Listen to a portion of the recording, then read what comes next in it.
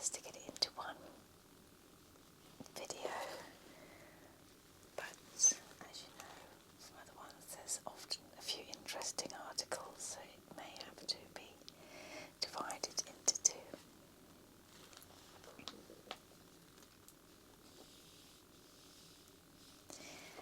This is on the front cover, the beautiful Kim Novak, a very sultry picture.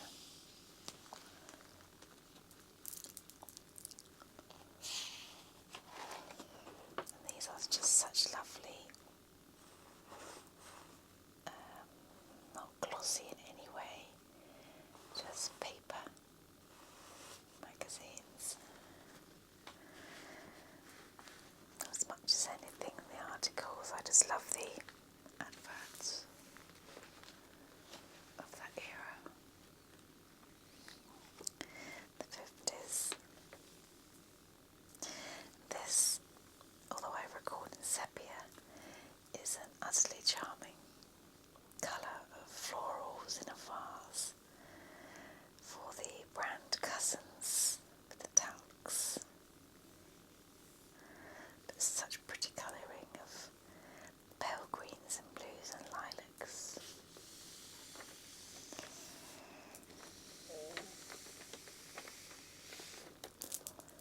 The home perm that contains a special oil conditioner. The new suntan cream sombrero. Oh, I wonder.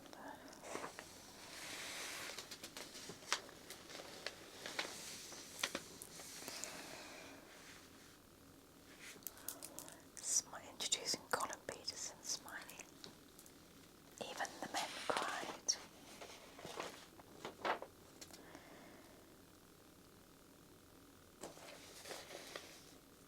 What's it say there? It says, escape at last.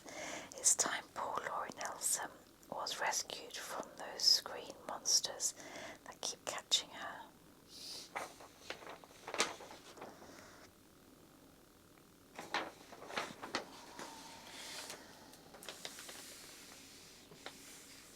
Radio Luxembourg Top 20 Glamorous Hair Competition.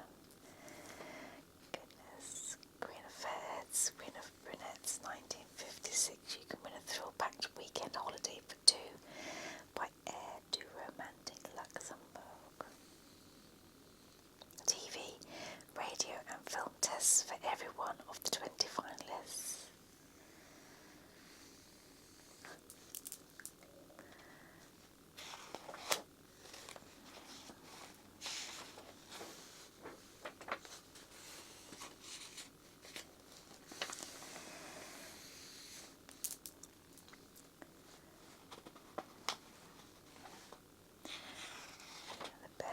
Beef style for Gina and for Jeanette. I don't know those two myself. Two darlings of the press are facing new experience. They will press on. Oh, no. This man is dangerous. Elvis Presley. I have never met Elvis Presley, but already I dislike him intensely. And the news that he is coming to England early next year fills me with advanced revulsion. If the Musicians' Union could prevent his working here, it would suit me fine. Oh my goodness, who wrote this?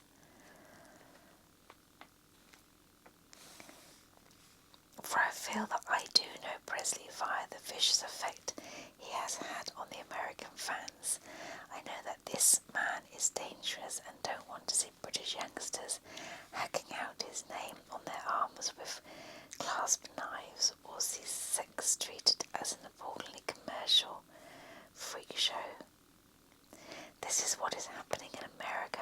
Picturegoers mention on the spot Leonard Coulter in the New York and Guy Austin and Hollywood have sent me the facts about Presley. Oh, I don't even ever want to read on. Coulter tells of a Kansas City concert at which an army of girl teenagers swarmed on stage and began ripping Presley's trousers off. Austin says that records such as Heartbreak Hotel and That's Alright, Mama are selling by the million. At concerts, his powerful voice rises above the din like a mating call in the jungle. Audience fever is spurred on by Presley's suggestive leers and postures. Johnny Ray was never like this. I am told neither were Sinatra or Crosby. They did not and do not rely on tomcats caterwauling to achieve their vocal effects, and their fans are not unhealthy stimulated to morbid hysteria. This 21-year-old Tennessee boy is hailed as a new Marlon Brando. I hope that Presley's streetcar will not reach England. Oh no, stop it. Perhaps this crazy cult will have gone off the rails before then. David Tomlinson, one of the three men in a boat, says, I've been fooling beachgoers for years. I always use the same expression. Different lines, that's all. My reaction. One of gratitude for such frankness. Oh, is that a different article I've just drifted into?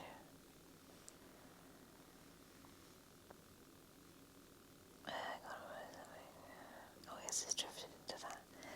But who wrote that? Goodness me. Well, he did okay.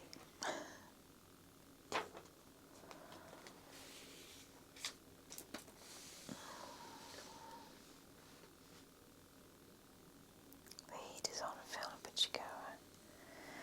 2 Lost Years of Gregory Peck. That shape faces a headline stealer. Can Cliff regain his place in the sun?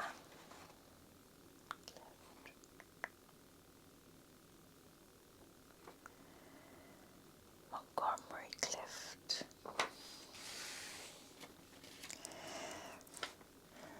Out of Doors. Oh, we read a bit about dinosaurs, I think, last time, didn't we? Oh, for a British Hollywood. The talk here. I'll just read it a little bit more. I must say that Hollywood is a fantastic place. Until I came here, I'd always imagined it as a palmed fringed paradise where every second person you bumped into was a famous star. But you want to know something? For the first 4 days Dennis and I were here, we didn't see a single star in the streets.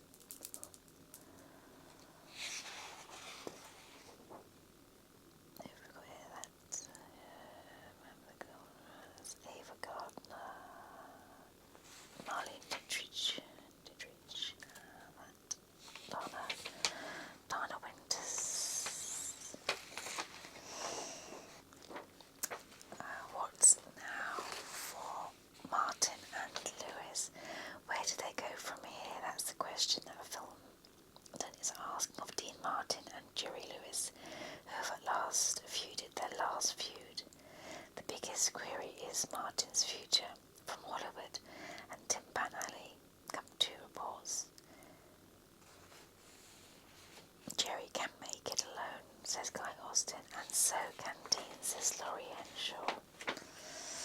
I should think so. Oklahoma, the show nobody wanted. My goodness.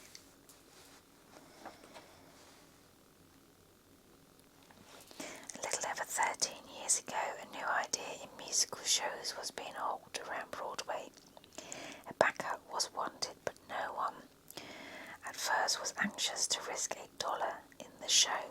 It was too revolutionary. The public wouldn't take to it. The intrusion of long-hair ballet, the pioneer America setting was too dowdy. So said everyone who was approached. Eventually, enough money was scraped together to put the show on Broadway. Since then, anyone who had the sense to invest in it had been paid back by over 30 times the amount put in. I can imagine. The show was Rodgers and Hammerstein's success, Oklahoma. It was the most startling musical ever seen. It set the pattern for the phenomenon we now call the American musical. Now it's been made into a film musical with Gordon McRae and Shirley Jones in the spectacular Todd process released by RKO Radio. A cinematic scope-only version will be shown over here. It's coming to London's West End shortly. It's a fitting ending to a remarkable success story. Oklahoma ran on Broadway for 5 years. It's been on tour in the States ever since, and the box office yield has been well over $22 million. It has played in Denmark, Sweden, South America, Australia. It was the first American musical to take the London stage to the post-war Britain. In 1943, many stars were chary of appearing in this new style musical. Tina Durbin, Mary Martin, Shirley Temple turned down the leading role of Laurie, but the up-and-comings took the chance and have been paid back 1,000-fold. Howard Keel, first won fame playing the male lead in London. Shelley Winters, Celeste Holm, Howard De Silva, Alfred Drake are just a few of the others to whom Oklahoma was the start of their careers. Since then, many similar style musicals have been turned into films. But remember, when you see Oklahoma, that it was the forerunner of them all. The musical that nobody wanted has become the most fabulous story in show business. Oh, wow.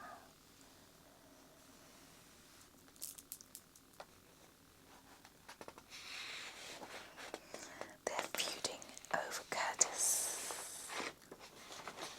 and Betty too. Betty Hutton's screen comeback will be with Florence Taylor. There seems to be a squabble time in the film capital. You'll have read about the Martin Lewis bust-up, and now I'll tell you about the battle between Heck Lancaster Productions and Universal International over the services of Tony Curtis. It's to do with the scheduling.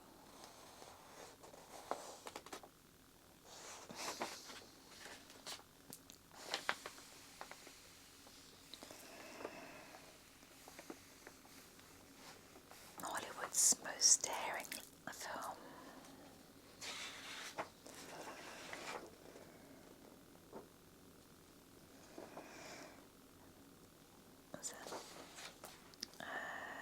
That's the story there. That's Remember Frankie and Johnny, the sad, sad story. The girl who used her fraud from the garden. Hollywood's most daring film. You could hear the gasps from the coast to coast when 20th Century Fox decided to film The Revolt of Mamie Stover. How dare they make the picture? Asked them. How can they make it? Asked the wiser few. For the heroine of the best-selling novel on which the film is based is a girl who made a fortune by inviting US servicemen in wartime Honolulu to come up and see her sometime, one at a time. It's a seamy, cynical story. No amount of screen censoring can make the heroine what she isn't, or even disguise what she is. Now, I want to know why on earth did Jane Russell agree to play the sordidly gold-grabbing heroine? She revolted at what she called the bad taste of her underwater publicity and the French line role, as taught in Bible classes. Yet she plays Mamie Stover, the girl in this much censored clinch with Richard Egan. She shouldn't have done it. Come to that, no girl should have done it. I dubbed Mamie the most distasteful film I've seen. That's by Jeffrey Morgan. Well, Jeffrey, I don't suppose you wrote the article about Elvis too, did you?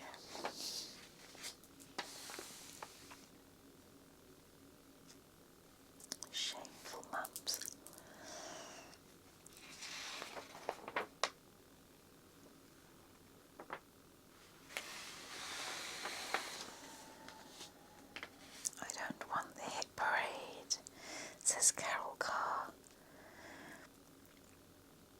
Pet battles. What's popping? Curves can be a curse. Come off it, Johnny.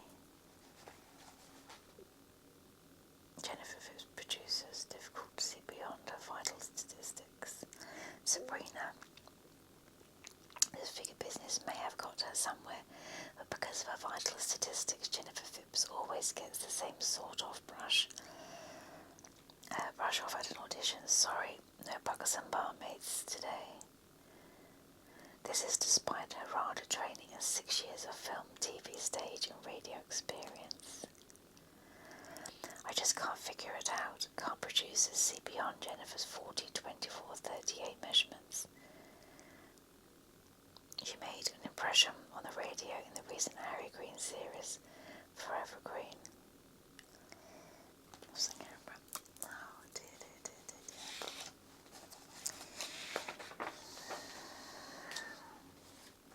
Jean Carson is hectic but fun. Buzz will find the boss. I didn't show you these films.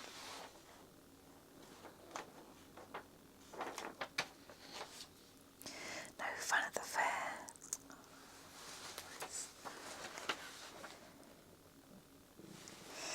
Advert based on a comic strip. Peter Sellers, he doesn't want to be funny.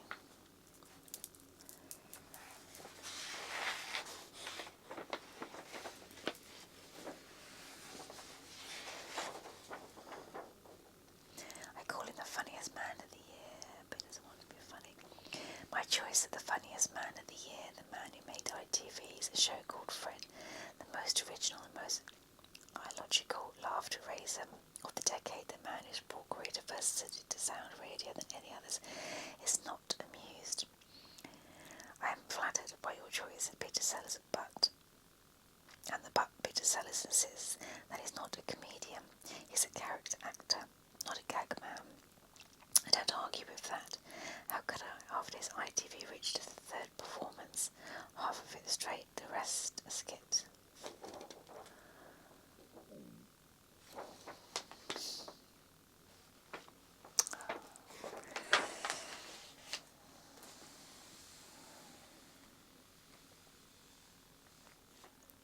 Smiley again, I don't recognise those names.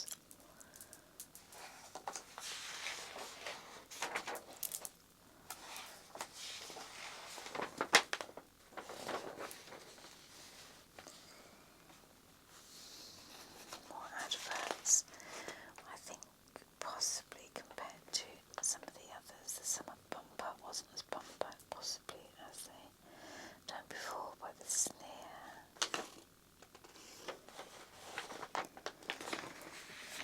Okay, more adverts. Players, please. Wine Fire, Lost and Found.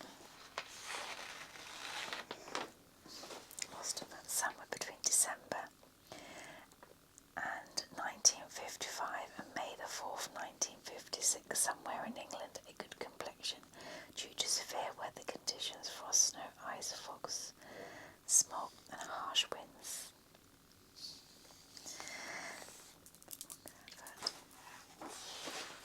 Design for dressing, let your boyfriend choose. Holiday Magic. Pocket a packet of Welch's 16 favourites. Pencils for colours too. There's a very bright advert. Yellows and blues and greens. The perils of show business. And there we have it. That was the picture goer, July the 21st, 1956, with Kim Novak on the cover. And it says a star-packed summer issue. I just don't think there's as many stars in this one as there has been in others, so I'm excited to continue with the next ones, possibly another July issue. If this is the 21st, I think